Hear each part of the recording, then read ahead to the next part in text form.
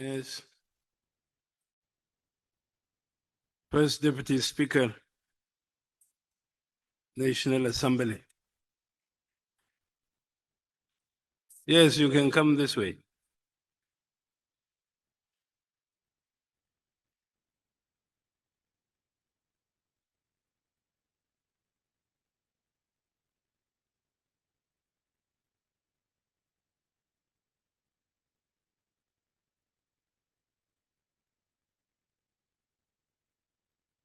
Thank you so much, Your Excellency, the First Vice President, the Vice President of the Republic, Right Honorable Speaker, Council of States, Ministers, Excellencies, Governors, all the state delegates to this forum.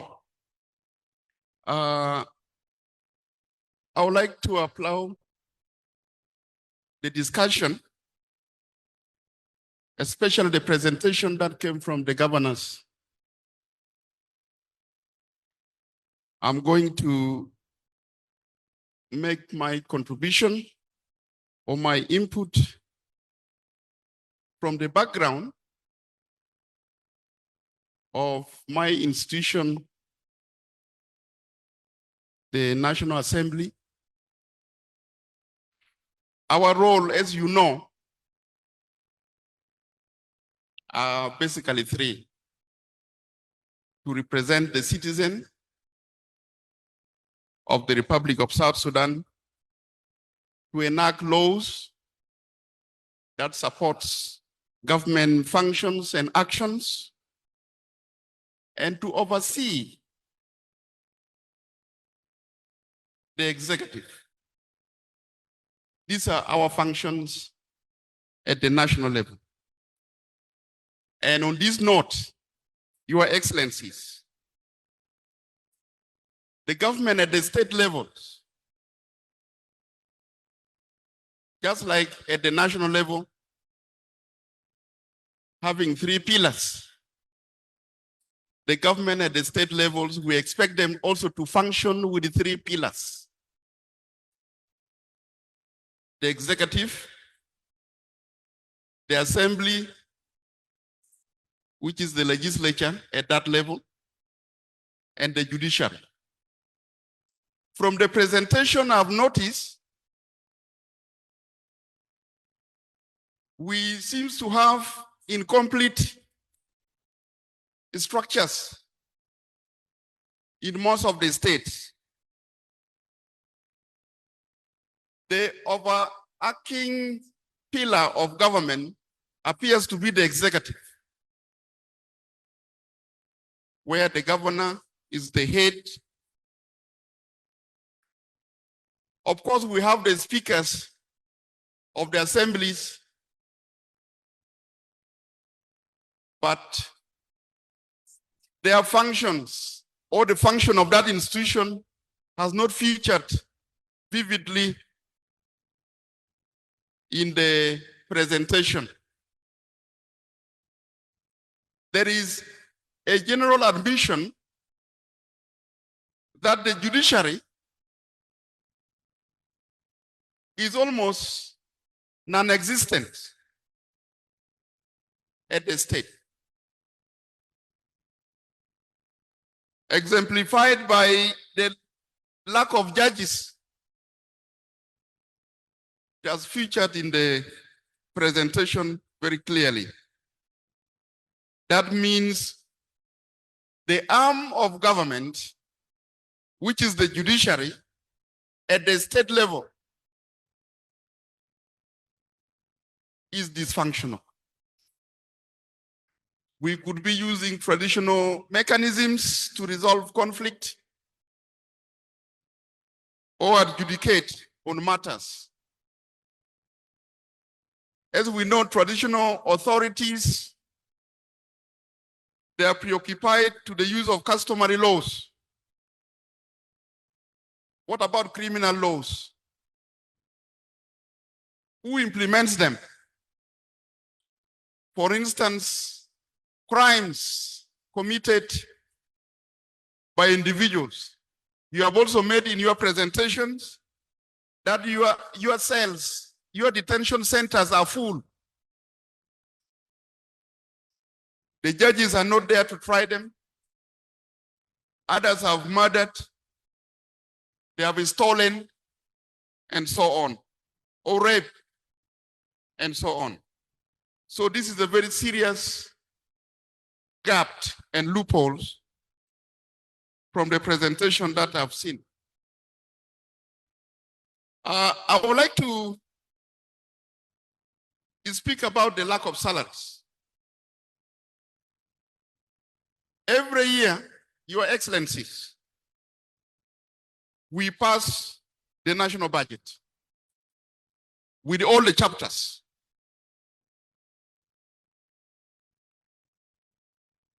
I would like to draw your attention to the 2023-2024 budget. And I would like to highlight to Your Excellencies that the 2023-2024 budget did not fail.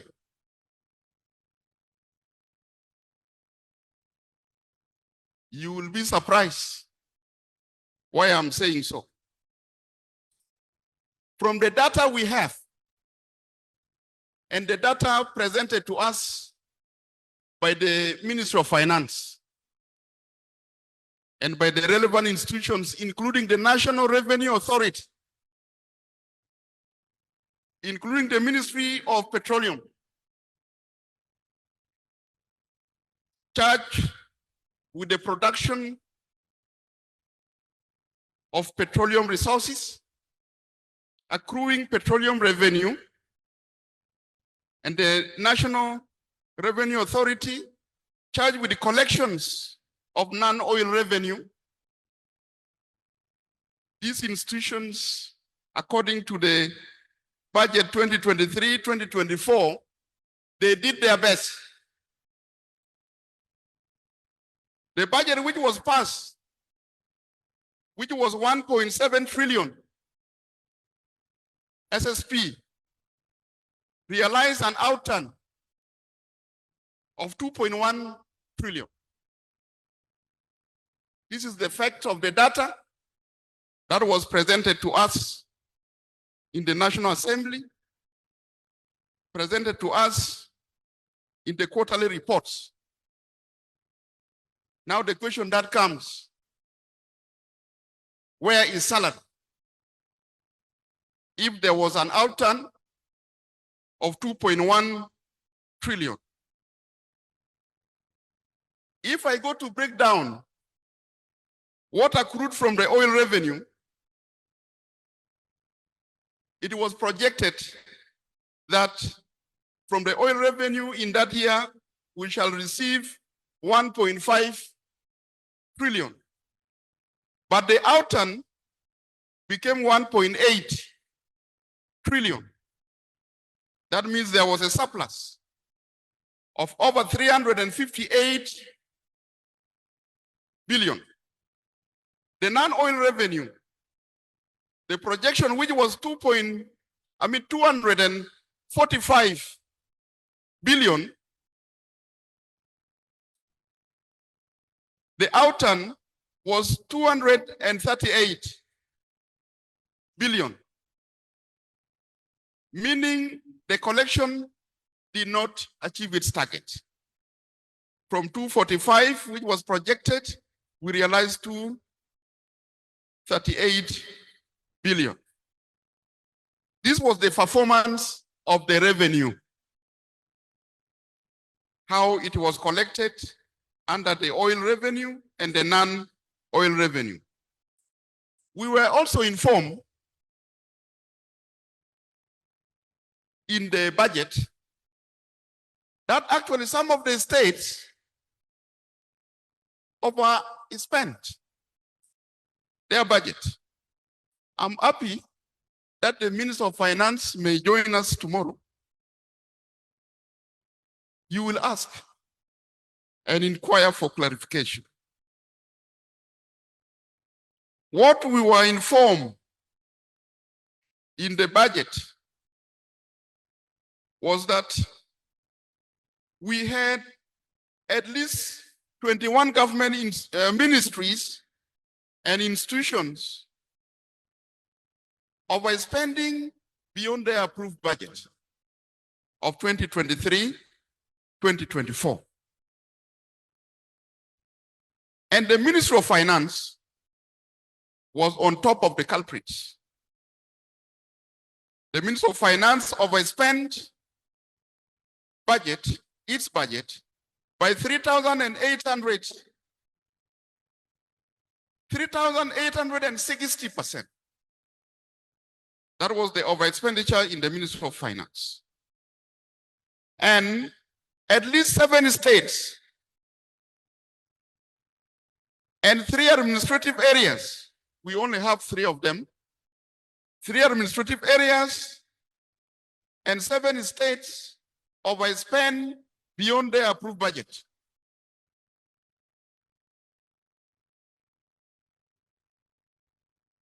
At least 9 government ministries and institutions spend within their approved budget.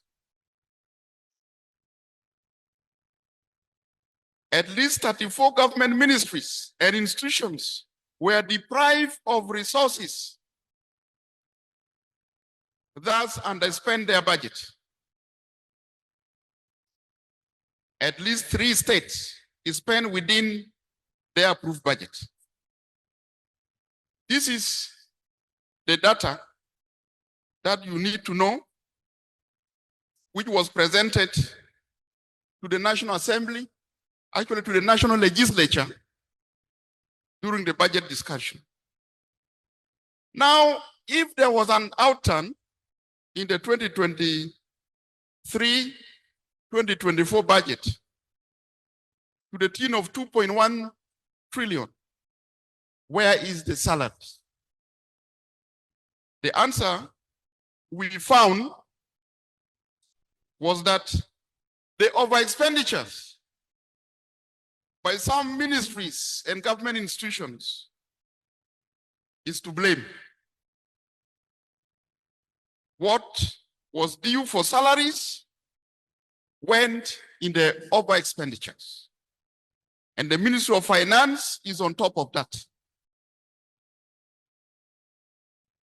That means there are those institutions, even knowing that they have already exhausted their budget, they will still go to bother the Ministry of Finance.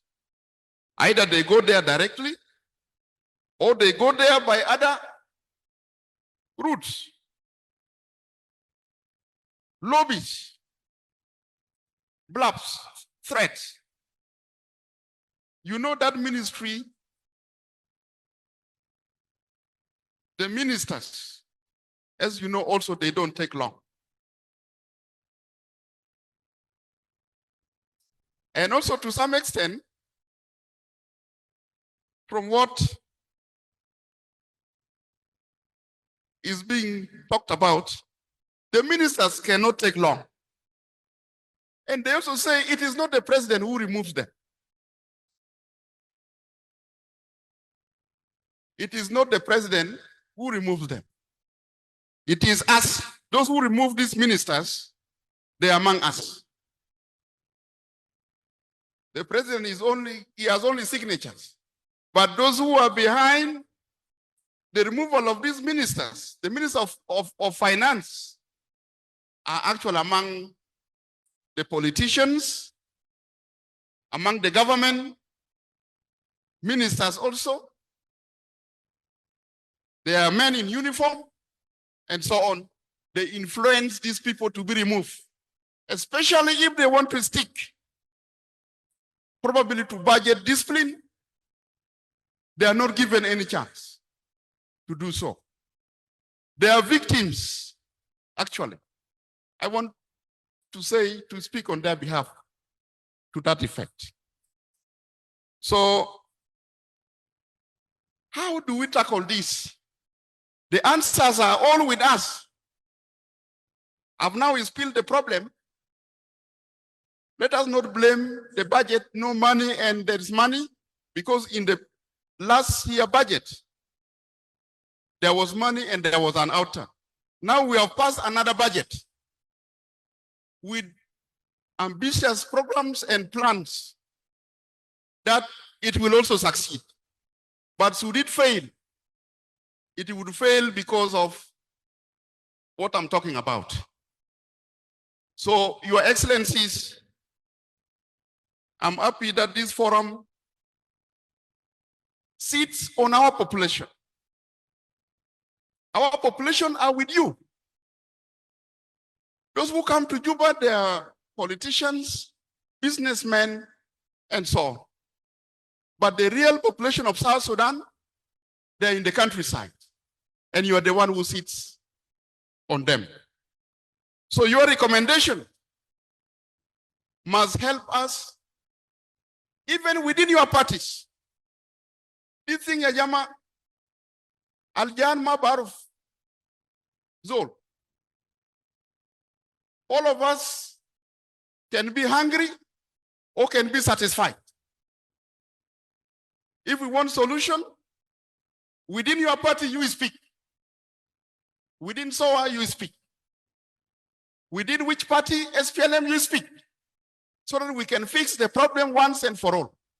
Nobody should be allowed to play with the public funds within our parties and within the government. This one must be very clear.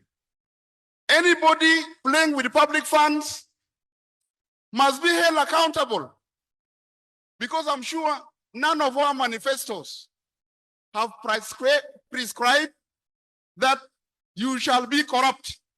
You shall take what belongs to the public and do whatever you want with it. None of our manifestos talk about this. So if it is true, then we must begin serious business so that our budget can succeed. That is to answer the question of where is salaries, why is not being paid, and so on. We have enough money. Even the president has said so. The ministers of finance, when they come with the records, they will also tell us the same. Petroleum tell us the same. Petroleum that was affected was the Dar blend. The Nile blend was functional, has been functioning up to date, functioning. The only threat we have is the floods. The floods which is threatening it. Though, of course, we have to manage our relations with our brothers in the north so that these facilities are not disturbed. And we also anticipate that there will be resumption, which will at least boost the resource envelope. This is on the aspect of the economy and the national budget. Taban, you get 10%. You complain that you get 10%. Your Excellencies, the system of government is decentralized. You read your schedules, Schedule A, Schedule B, Schedule C, and those powers. But the real keys of the matter is the decentralized system. At the state level, you are at the mercy of the center. You can either be given powers or, depending on the situation. If the situation is good or was good, like when we were doing the CPA, the states at certain point, they had enough powers. Even some states like Eastern Equatoria were paying their civil servants and running their businesses without looking at the national level. But when the situation started deteriorating, the center took what belongs to it, because the state was just enjoying these privileges. I'm happy that there is National Constitutional Review Commission, and in the peace agreement, there is discussion and adoption of the federal system. That is where you'll resolve this problem. As of now, you cooperate with the center, negotiate with the center. If it is increased to you beyond 10%, alhamdulillah. If not, also alhamdulillah. This is what I can say about the the 10% being given to the state. About the land policy, I want to say something. It is already in the National Assembly. We are going to discuss it. But what I want to tell you, if you want to answer the question of land grab, especially in towns and cities, including Juba, Juba must be designated with its boundaries, known to everybody. And the management of that land, which is designated as capital city, must be very clear and must be very transparent. But if you leave it in this form, if I may ask, where is the boundary of Juba, capital city? Where is it? Where is the boundary? Okay. But if you leave it like this, Juba will expand. Everybody is going to city. They will come and demand for land. The most important thing, we need the state capitals demarcated, gazetted. Everybody has a right to settle there. The capital city, demarcated, gazetted. Everybody has a right to settle there, provided you acquire the land legally within that, or within the law. When they say land belongs to the people, all of us are people. The people of Eastern Equatoria have land. The people of Central Equatoria have land. The people of Unity State have land. Should there be somebody who leaves his territory, his place, to go and occupy another person's place, to grab it even? That is the cause of the problem. And as a government, we must find a way of resolving this. The land policy is there. There will be public hearing. Also, the act will be amended. This is what I wanted to say. Thank you very much. Thank you.